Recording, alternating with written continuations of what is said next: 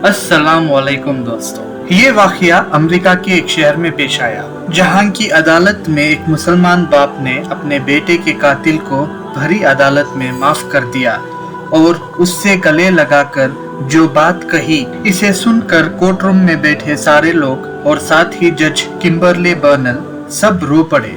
बाप अब्दुल का 22 साल का नौजवान बेटा सलाउद्दीन पिज्जा डिलीवरी करता था। एक दिन रास्ते में इसे पैसे लूटने के लिए एक शख्स ने इसे मारा और हाथापाई में चाकू मारकर जान से ही मार दिया।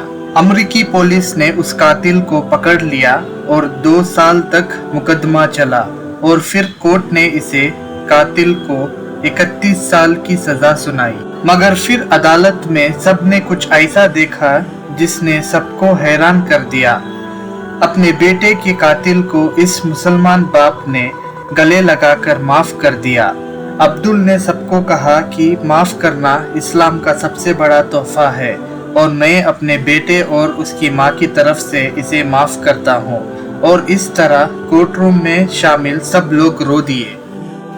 इस मंजर को देखते हुए मैं चाहता हूँ कि आप सब अल्लाह की लामहदूद रहमत पर गुरेज करें।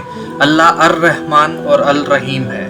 रसूल अल्लाह सल्लल्लाहु अलैहि वसल्लम ने फरमाया कि रहम करने वाला पर अल्लाह रहम करेगा, क्योंकि वो सबसे ज्यादा रहम करने वाला है।